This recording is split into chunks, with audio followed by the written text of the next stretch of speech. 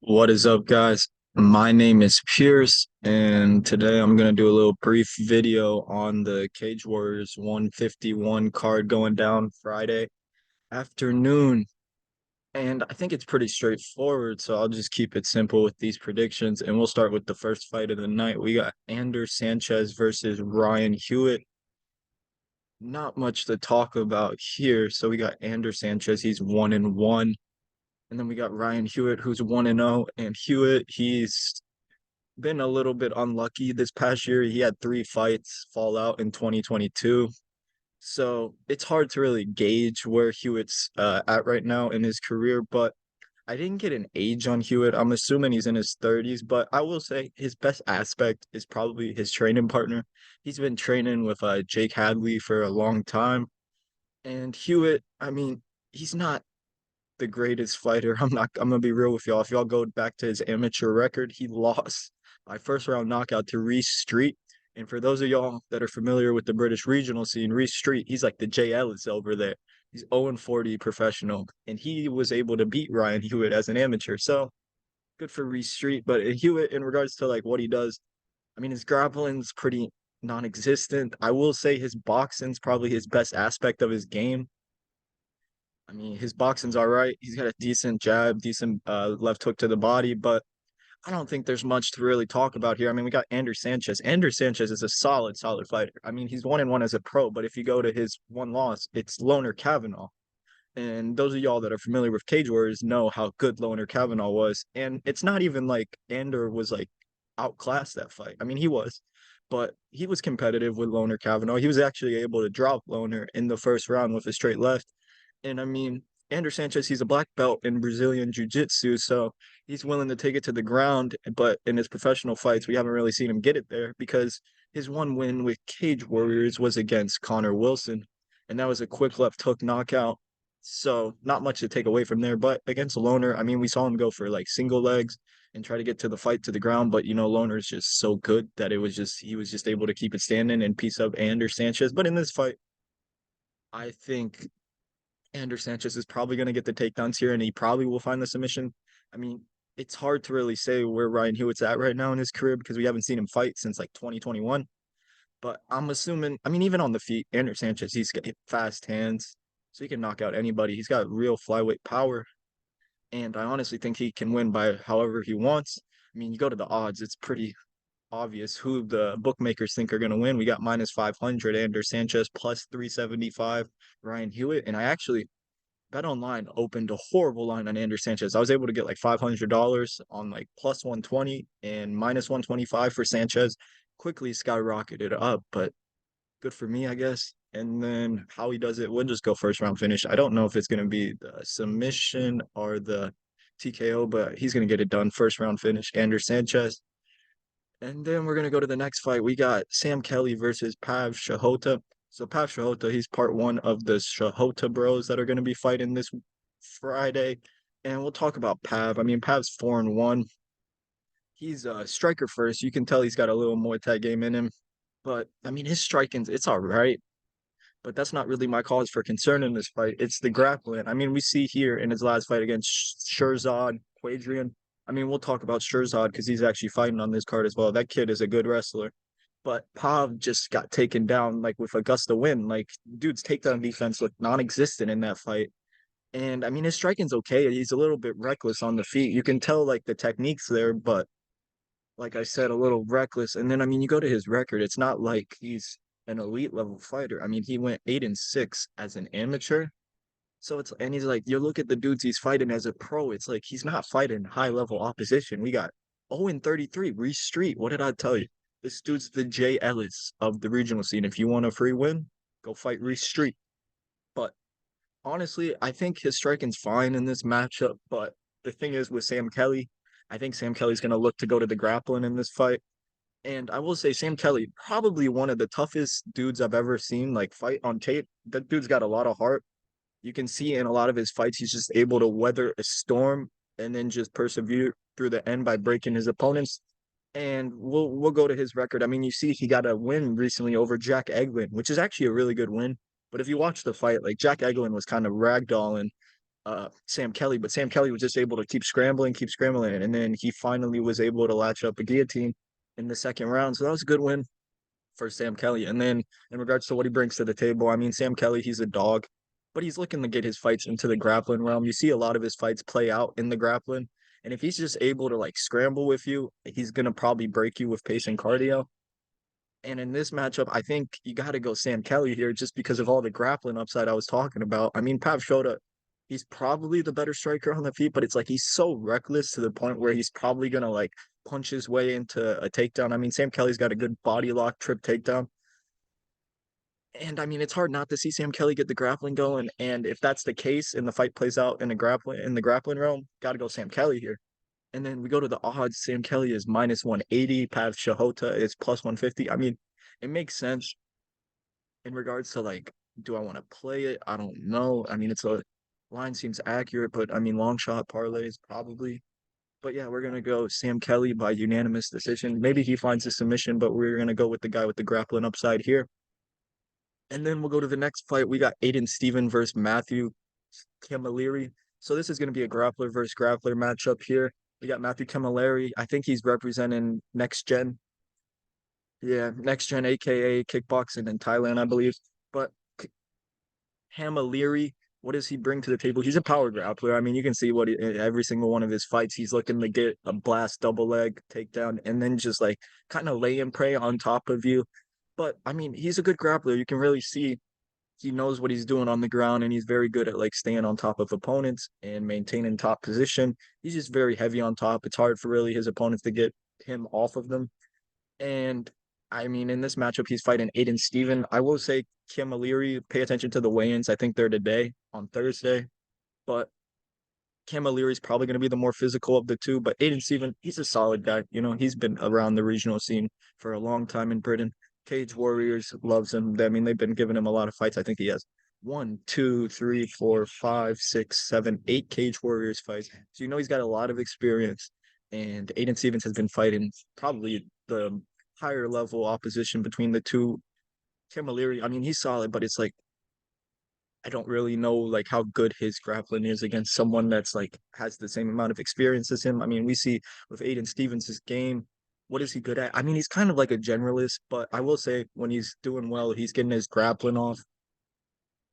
And we see here in his last fight against Edward Walls, we saw Aidan Stephens was able to get off on the grappling. I mean, I will say if Camilleri gives up the back, Aidan Stephens is really good at putting the body triangle in and just riding his opponents off from the back.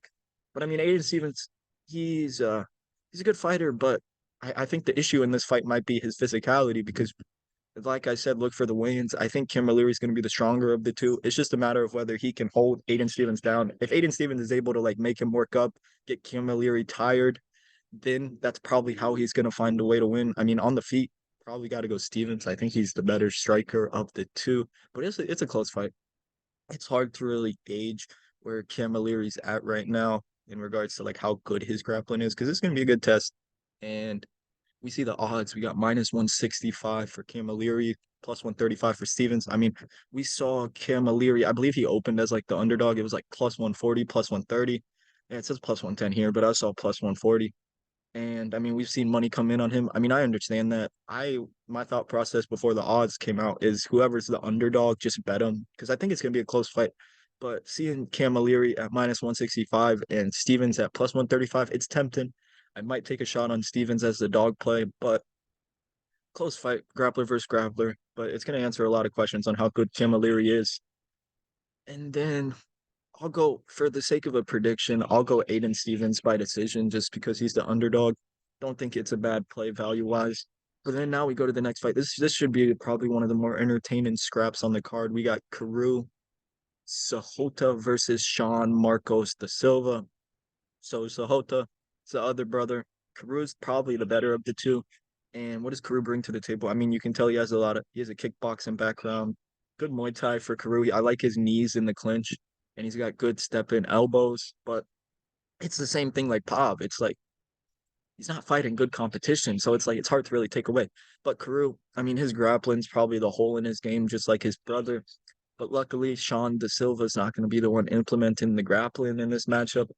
But they're giving Kiru like a good stylistic matchup, but at the same time, like Shawn De Silva is getting a good stylistic matchup. But Kiru, his striking's clean. It's definitely a lot cleaner than his brother's, but I will say he kind of leaves his hands down. He's there to be hit, and he can be a little reckless as well. So it's like I'm worried. I'm worried. He's got that tall man defense, so that's never a good thing to see. But like I said, like his brother, he's not fighting the best competition, so it's like it's hard to really take much away from Kiru because he's fighting 1-1 dudes, 9-8, 2-46.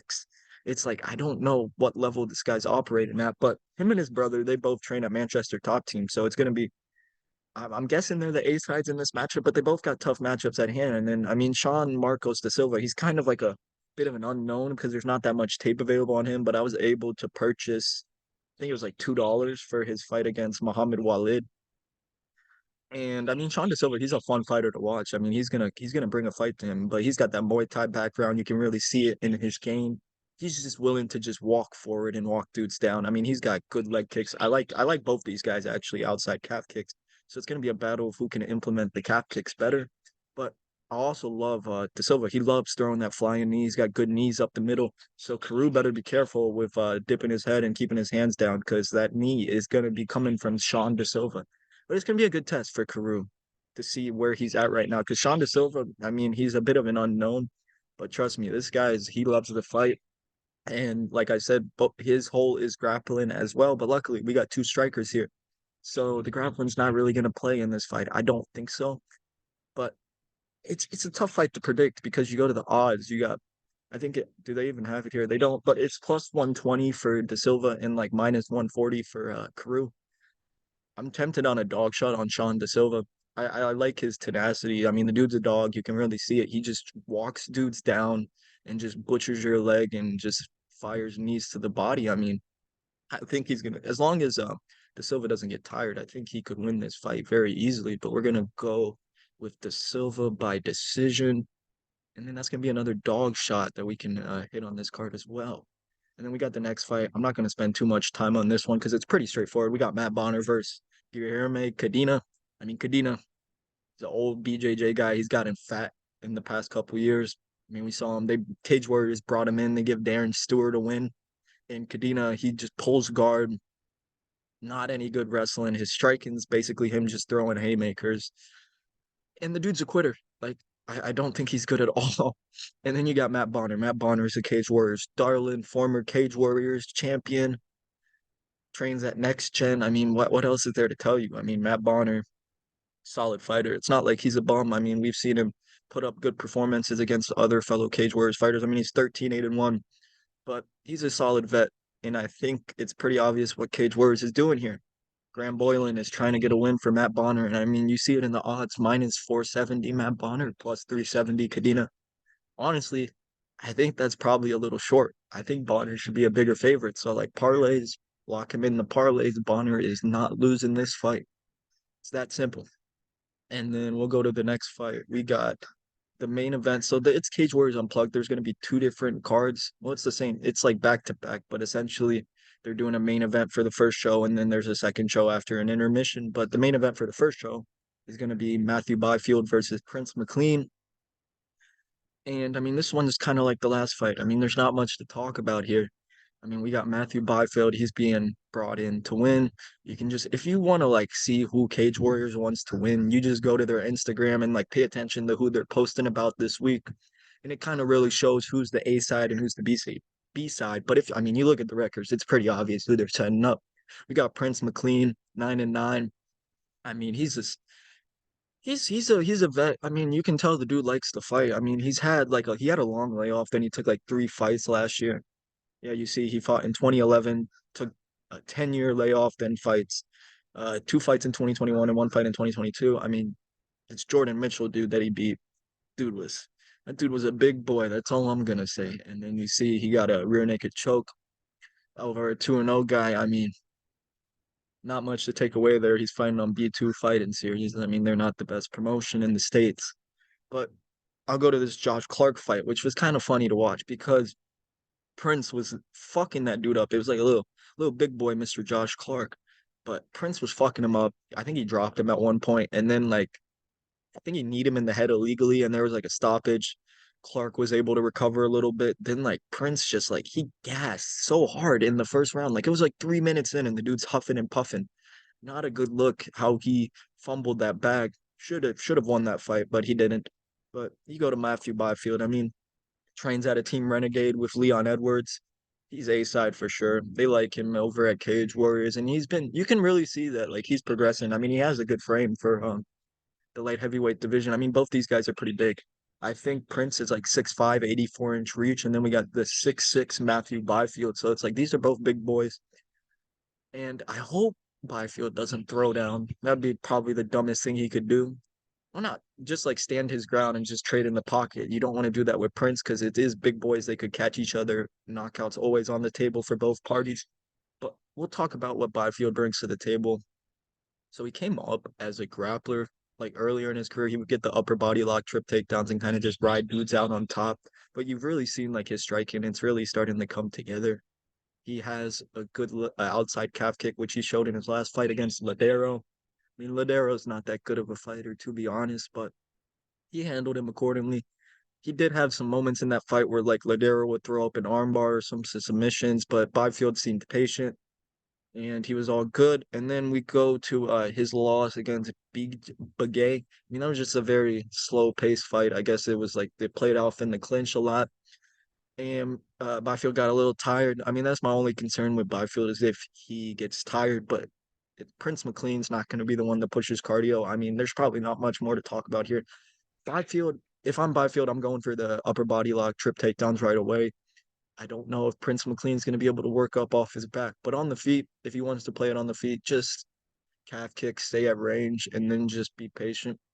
Don't force anything, and it's an easy fight here for Byfield. We're going to go Byfield by a second round TKO. And then we go to the next fight on the second show, main card. We got Michael Tchamou versus Naglis. Not even going to bother to say that last name. This fight's probably the biggest pass on the card, to be honest. I mean, we got Naglis, he's 5-2. I don't know if he took a fight after, but he might be. I think he's coming off his fight with Will Currie. Yeah, Will Currie. And I mean, Naglis, I mean, he put up a good fight. I mean, we're going to talk about Will Currie. He's in the main event for this card, but Naglis, I mean, he looked solid for a little bit in that fight. Then he just got really, really tired. And that's like my concern with Naglis because you'll look at the odds. Naglis is minus 240, and he's not really just someone you would trust at that. But I mean, he's got a lot of quick finishes. I mean, you see here in a lot of his fights that get extended, he tends to lose. So that's a cause for concern. But I mean, luckily, Tchamou is not a marathon runner either. But Naglis, I mean, when he's doing well, he's got. I mean, I guess he's got good submissions from his back. I mean, sometimes he'll jump to his back or like he'll accept the takedown. His takedown defense is kind of poor. We saw that in the Curry fight. Even when Curry was death gassed, he was still able to find the takedown on Naglis. And Naglis just didn't really have much answers to getting up off his back. He would just throw up like arm bars, leg locks. I mean, it's not the smartest thing to be doing, especially against Tchamou. You don't want Tchamou on top of you and you jump an armbar and the motherfucker starts punching you. But Naglis, I mean, he's got good on the feet. He's got good kicks. I'll give him that. His kicks are very fast. He's a good striker when he's fresh, but a little reckless as well. But we'll go to Tchamou. I mean, Tchamou's 3-2. I mean, I'll pay attention to the weigh-ins because I think Tchamou might be a lot more physical in this matchup. Not that it will matter, but we got Tchamou who also lost to Will Currie. And I mean, he's just an explosive fighter. I mean, I wouldn't say he really has like a style that he implements. He's just a brute, just able to power through shit. I mean, if he gets on top of you on the ground, he's gonna throw heavy shots from on top. So if Naglis jumps to his back to play the jujitsu realm, better be careful because Tchamou might knock him the fuck out. And I mean, like I said, it's a pass in my opinion, or it's a dogger pass. That's a good way to put it. Because we got Tchamou, he's plus 200. And then Naglis is minus 245. I mean, I'm tempted to make a play on Tchamou just because Naglis isn't really someone I trust at chalk. So I hope you guys don't play Naglis. If you want to, go for it. But I mean, he should win against Tchamou. Tchamou's not the most skilled dude, but both these guys have poor cardio and it's middleweight. Tchamou hits like a truck, so I wouldn't be shocked if Naglis gets knocked out. And we'll go to the next fight. It is going to be We got Stipe Brcic versus Jonathan Silva. I don't want to spend too much time on this one because I don't really have like a big opinion on this fight. I mean, Stipe, he's fine. I mean, he's fought. I think it was like it was at the Croatian regional scene. He was just fighting on some like low level promotions, and they brought him in to fight for the flyweight title against Sam Creasy. Got dropped and finished almost instantly in that fight. I mean, Stipe's fine. I don't think he's that good of a fighter. But I mean, he's not fighting a world beater here in Jonathan Silva. But Stipe, when he's doing well, I mean, throws a little bit wild on the feet. He likes his looping shots, but if he's doing well, he can find the takedown and just kind of lay in prey on top of you. I would like to think Stipe is probably going to win this fight because you go to Jonathan Silva, 7-1. He hasn't fought in a while. Hasn't fought since 2019. So it's like I don't know what he's been up to. I think he's at Uniao. Yeah, he's at Nova Uniao. So, I mean, he's got a good Muay Thai game. He kind of just walks forward on guys and is just able to weather the storm. But he's coming off a damn near 4-year layoff, bro. Like, I don't know where he's gonna be at right now. I mean, as you kind of have to go Stipe solely off the fact he's been more active and he's fought with Cage Warriors before. They're probably bringing in Jonathan to lose to Stipe, but you look at the odds, it's minus 180 for Stipe, plus 150 for Jonathan. I mean, it sounds about right. I mean, Stipe is not really someone I want to trust with a lot of my money, but he's going to get it done. I think he should win this. And then we'll go to the next one. We got probably one of my more intriguing matchups on the card. We got Adrian Wieliczko versus Shirzad Qadrian. Yeah, we talked about Shirzad earlier. He fought Pav Sahota in his last fight. Shirzad, keep an eye on this kid. I really like his game he brings to the table. He's kind of reminds me of a little bit of a Muhammad Mokaev. Shirzad, he's got a relentless wrestling style to his game. It says on his IG that he's like a two-time national wrestling champion. So I don't know how much merit that holds, but he's from Iran, so that's a good wrestling country. So it's like you can tell, but like it's not like he's just all accolades because when you watch him fight, you can tell his wrestling is there. We saw in the Pav Sahota fight, he was just able to constantly take down Pav from the rear body lock and just power slams, just dragging him to the mat. Pav would maybe work up to the feet, drag him to the mat. So he's really good at like just sticking to you like glue. And we also saw in his first professional fight against Katakoli, he was able to defend submissions, which is going to probably be the interesting aspect of this fight because he's fighting a BJJ guy. But we saw him in the Katakoli fight. He was able to defend arm bars, leg locks, guillotines.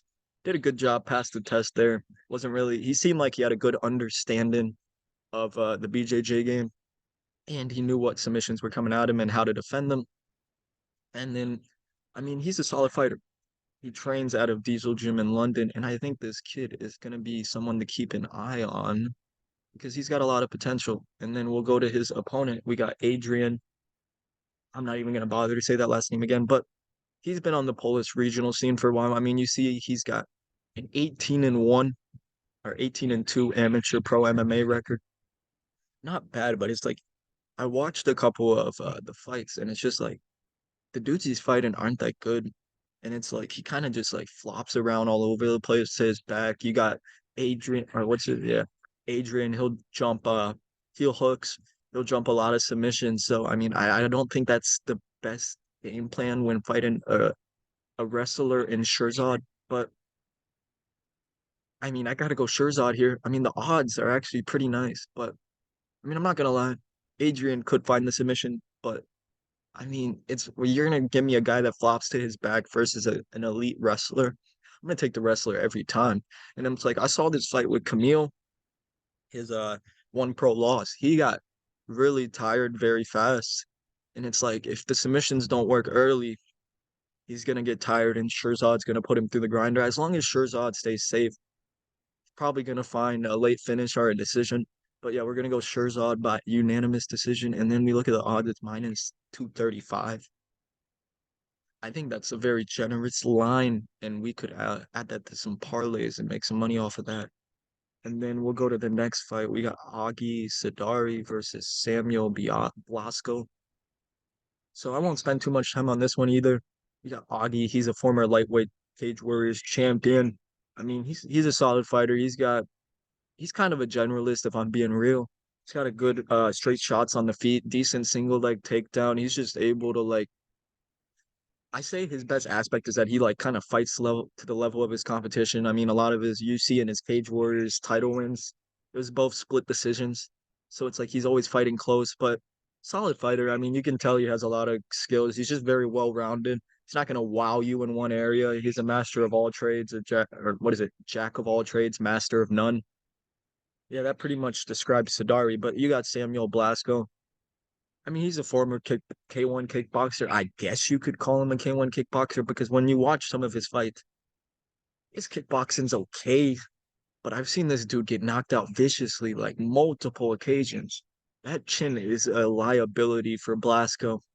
So Augie could find the knockout here. I know Sadari's not normally a finisher, but he could find the finish here just because Blasco's chin is not the best.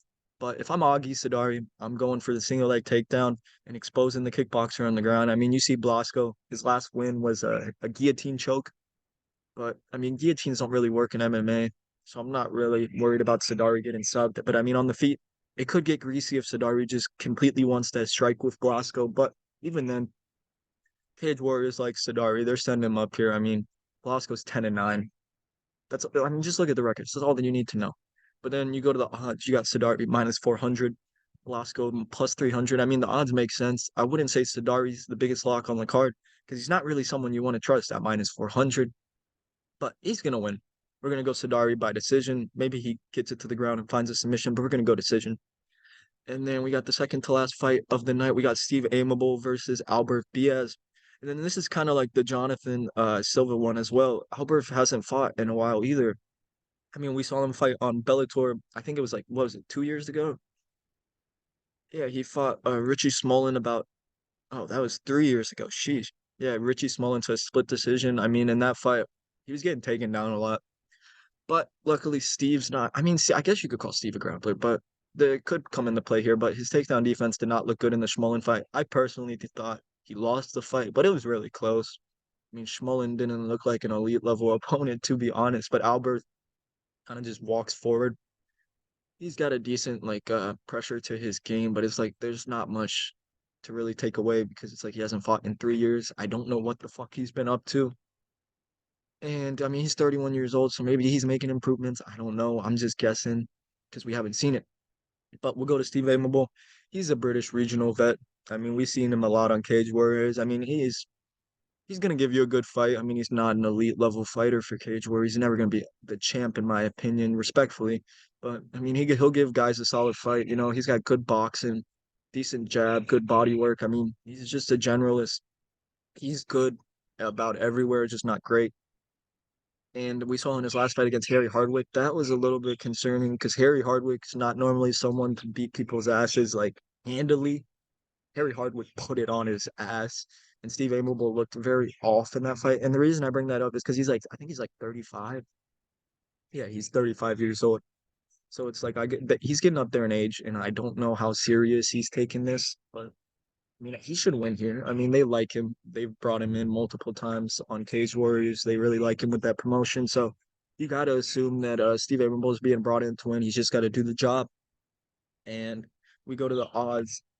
Steve Aimable is minus 227. There's been a lot of money coming in on Diaz the past couple of days.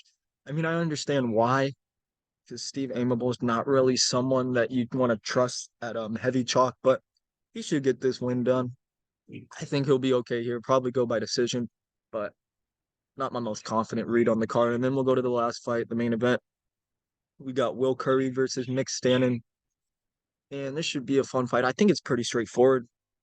Will Currie's gonna win this fight unless he gets tired. And that's my concern for Will Currie in this matchup because when you look at the tail of the tape, it's probably a grappler versus grappler here, but Currie has all the striking upside. I mean, Stanton, we saw him fight Darren Stewart last year, just able to get relentless takedowns. I mean, Darren Stewart's kind of a fish off his back, but I mean, you've seen in a lot of Mick Shannon's fight, he's just able to like push a pace that some of his fighters that he's going against can't put up. And we've seen him like against George Smith. That was a good performance as well. He was able to get Smith tired and then just capitalize on it. But the fight that concerns me for Mick Stanton in this fight is the one against Marcin Wolszczak in PFL last year. He got taken down, mounted, gave up his back, got submitted. I think that could be very telling on how this fight's gonna play off. Because I mean, if you just want to know who Cage Warriors wants to win, just look. He's going taking fights outside of Cage Warriors, so that kind of shows what they think of Mick Stanton. Because Will Currie, he's a Cage Warriors darling. They really like him there. His two professional losses, he's 9-2. That came to CLD, Christian Leroy Duncan. But we've seen, I mean, he's only like, I think he's like 23, 24. Yeah, Curry's 24. So I mean, we've seen an evolution in his game. He's getting better. It's just like I said, the concern is the cardio because it hasn't held up in some fights. Well, technically it has, but like in the Naglis fight, he got so tired, but he was just able to fight his way through to get the takedown. So if this fight gets extended, it could get greasy. But I'm gonna assume that Curry probably gets the takedown early, proceeds the mount, takes the back, fight's over. So we're gonna go Curry by first round rear naked choke. I mean, you look at the odds, it's minus 340. I mean, do I feel comfortable laying chalk on Curry? I mean, yeah, he's gonna win this fight, but like I said, if it gets extended, I'm gonna be sweating. But luckily, it's the last fight of the night, so you can hedge out on the parlays with Will Curry if it gets there. But we're gonna just quick summary of like what I want to bet. So I think this is gonna be a parlay card. Last Cage Warriors last week was a good parlay card, and I think this one will be as well. So parlay pieces, I think we're gonna go Will Curry just because he's the hedge out at the end. I wouldn't say he's my lock, but we'll start with the locks. The locks, I think the locks are pretty simple this week. Matthew Bonner, Ander Sanchez, and Matthew Byfield. So those three guys, I think it's about like minus 145, minus 140 for those guys. So I would parlay those three and then maybe look to build on after that and add a couple names that we like. So after those three, obviously add Curry for the hedge out. And then I think Shirzad Qadrian could be a good parlay piece, especially at minus 235. I don't want to play him straight just because he's very young in his career. But I like the game Shirzad brings to the table. It's a type of style that I like to bet on. It's very trustworthy and consistent. So we're gonna add Shirzad probably and Curry to those locks that I just mentioned. And if you parlay like those five guys, could be a good parlay. And then dog shots, I'm looking to play probably Shawn de Silva, Aidan Stephens, and then maybe Tchamou with my most confident dog shot probably being either. I'm gonna say De Silva. I kind of like the dude's game. He's very entertaining, and you can tell he has a good striking background. So I think he could make it interesting here. I think the Sahota brothers. Maybe we can do the fade the Sahota brothers parlay, and Sam Kelly and De Silva might have to run that just for shits and giggles. But yeah, like I said, the favorites I mentioned couple like a minute ago. I'll mention them again in case y'all missed them. Sanchez, Bonner, Byfield, and then look to tier two is probably Curry, Shirzad, and play around with the rest. Don't go too heavy on like one guy. Don't let one dude burn you. But I like those plays. Maybe match them up with some UFC, PFL, LFA, some spots you like. I think you can make some money on this card, some good money to be made. And I appreciate you guys for listening and have a good day.